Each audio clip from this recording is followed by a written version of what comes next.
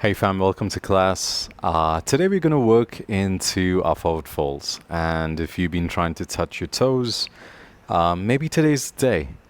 However, also keeping in mind that touching your toes is very irrelevant to your practice because we're going to work into sensation.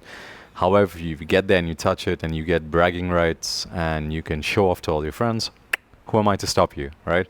So, first idea for a forward fold is that your forward fold does not start in your hamstrings. Contrary to most people think, the hamstrings are involved, yes. However, it starts from your toes, going up the back line, all the way to the top of your head. So what I mean is it starts like either you take it from your toes or your forehead. It goes all the way back, down, down, down, down your feet, down your back, down your lower back, all the way down your feet, and then to your heels, coming up. So it's one line of fascia that pulls. Fascia is like your skin. I mean, if you know what fascia is, wonderful. If not, yeah, it's the layer of skin that connects your body. It's like a bodysuit, you know, like it's not the bones that hold the body up, it's the skin that holds everything in place. And today we're going to work into those spaces. So it's not just pulling in and bending. We're going to try and roll into it in a very interesting way. In case you have a tough time even sitting up, like I had the toughest time sitting up, I still kind of do if I'm not fully warmed up. Put a bolster or something under your bum, bring the ground up to you. Otherwise, if you're good to go, let's go. So let's start with the polyarticulate fold. Polyarticulate is different. Like, I know it sounds complicated, but it's actually very easy. Normally, when we lean forward, that's a monoarticulate stretch because we go into one specific part of the body. Polyarticulate means we're going to work into multiple parts. So let's start with pressing the heels into the ground, pulling the toes back so the toes are active. You take your hands above your head, and instead of the hands being behind or to the side, you take them in front of you. And you tuck the tailbone. So as the tailbone tucks, you start to fall back. But because the heels are pressing into the ground and the toes are pulling in, it's giving you some leverage to avoid falling. Okay? And I'm going to take my hands in front and I'm going to kind of roll into so as my tailbone tucks, I'm rolling down my spine. And you might feel a nice stretch in the back of your neck. On your upper back. It's a really interesting perspective. So don't push too hard. Test it out. Go to a certain point as the elbows come to your stomach. Come out of it, and then try again. Don't forget about the toes and the heels. Tucking your tailbone. Keep testing it.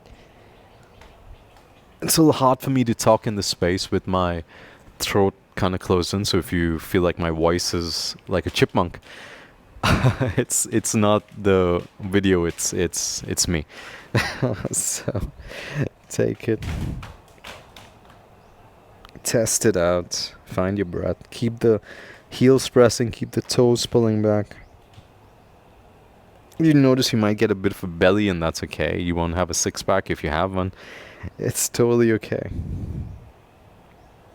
Keep rolling into it. Keep breathing into it.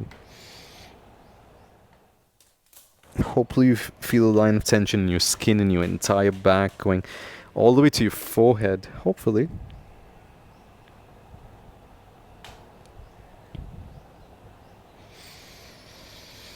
Just a few more times. Almost done. Adjust as you need. Move as you need. Find stillness as you need.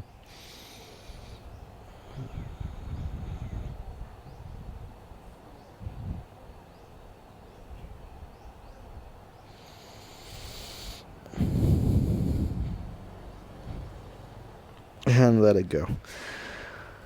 Take your hands behind you, open your chest for a moment. I'm not trying to counter it, we're just loosening it. Alright, so now we are going to open up the armpits and your latissimus dorsi, your lats, your triceps.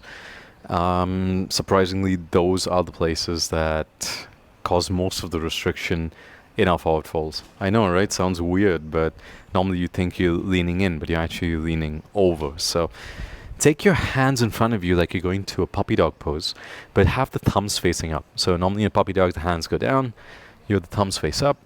You press the hands into the ground, so there's a bit of traction. And then you start to walk the knees back. So as you walk the knees back, you start to feel a little bit of tension in your underarms, a little length in your triceps. You feel your forearms pressing down. You can take your head or your chest to the ground. I'm not going to do that because I might crush the mic. So I'm going to keep my chest upright. But if you feel the tension, try to work into it. So my armpit is trying to press into the ground. And I'm trying to take my hips, my tailbone back. So feel that length. You can even walk the knees back if the space starts to open up, and start to pull a bit more and press down a bit more. So you're pulling back and then you're pressing down. You're pulling back, maybe you on an inhale. On an exhale, you press down.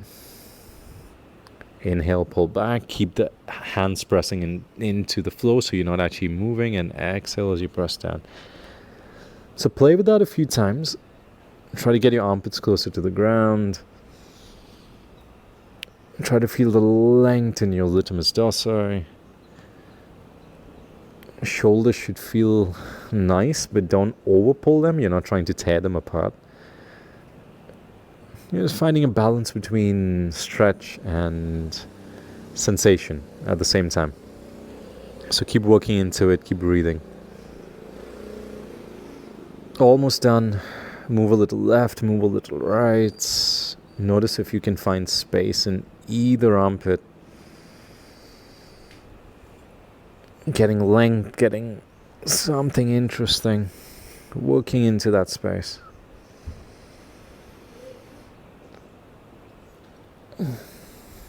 I can definitely feel like I have a few centimeters that's opened up.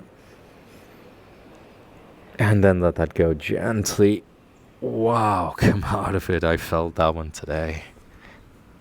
Oh, have a seat for a moment. Reconnect the shoulders. Roll everything around. It's quite interesting, this one. You might feel the stretch in your skin. So there's a lot of sensation in my in my latissimus dorsi especially.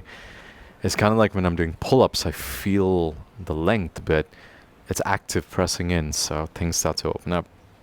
So let's try the forward fold again, but this time instead of doing the polyarticulate stretch, we'll take the monoarticulate stretch. Monoarticulate is similar to what you guys normally do. However, we're still going to press the heels into the ground. We're going to pull the toes back. So as you do that motion, feel your your quads start to wake up. So, if I have to do the like a shoop motion. Yeah, sound effects. So if you do like a shoop, you notice your knees might lock up and your quads kind of lengthen, right? So we're going to work into that. The only difference is we're going to press the heels into the ground. As the heels press in, you notice there's a pull, like the abs and the core and the psoas are like naturally pulling forward. So you feel that little shoop forward, and you do that a few times. If I'm using the hands, so my toes are pulling back, my heels are pressing down. I'm using the length of my hamstrings, that's my hamstrings, to lean into it, to breathe and start to make that space. And then you can take the hands down the legs, finding a little bit of traction. Catch something that shows up. Maybe your hands go over your toes. Maybe your hands on your knees. Maybe your hands on your shins. Doesn't matter, we're working to sensation, right? You could be all the way up here, which is perfectly fine. Or you could be all the way down, even further than me. I definitely have some restrictions on my forward fold because I feel a bone-on-bone compression in certain areas. So I don't really force it. I'll kind of work into spaces that open up. There's no need to touch your head to the ground. But if you can touch your head to the ground, congratulations. We're working to sensation either way, wherever you are. So notice if this is an interesting forward fold for you. Don't forget about pressing the heels down, pulling the toes back, feeling length in the hamstrings. Maybe the hands go forward. Maybe use the hands to stretch a bit more. Maybe the hands come further back, further down, catching the heels, inside, outside.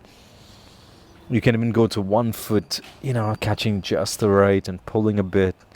Twisting left, twisting right, doing the same with the left leg. And don't forget to breathe. Smile, breathe, open up space, open up territory, bounce into it.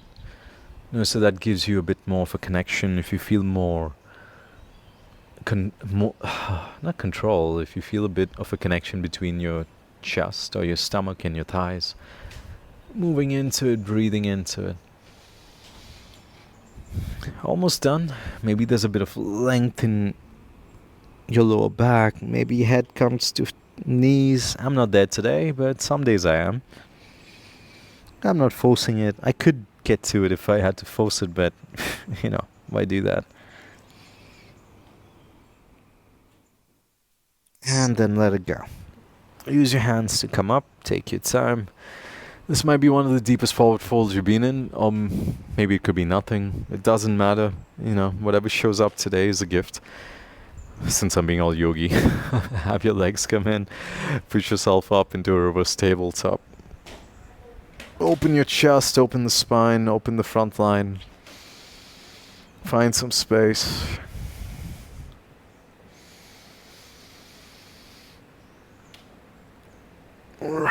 Move around. I love reverse tabletops because it really gives me space to work with in the body, to counter the forward folds and just move, right?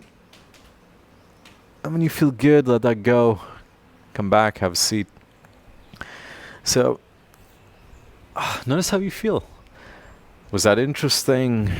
Did that open up some new territory? Is your lower back talking to you? Maybe there's a sensation in the skin. I definitely, every time I do these mix of the shoulder stretches and the polyarticulate stretches and the monoarticulate stretches, I notice my skin starts to talk to me, and I start feeling new areas, like under my upper back, but towards the sides, like the parts of the skin that doesn't really work too much in yoga. So notice the sensation. Notice how you feel in certain areas, and give the body time. Don't be in a rush to get anywhere. We're not, aiming for aesthetics. The aesthetics are a bonus to the good habits we build along the way. So work towards that. Work towards pressing the heels down, pulling the toes, feeling the length, using the body to stretch rather than trying to pull yourself into places. It's really easy. It's not a difficult practice, and the more time you spend in it, the more time you feel the control in every part of your body. That's the time you start noticing the biggest difference.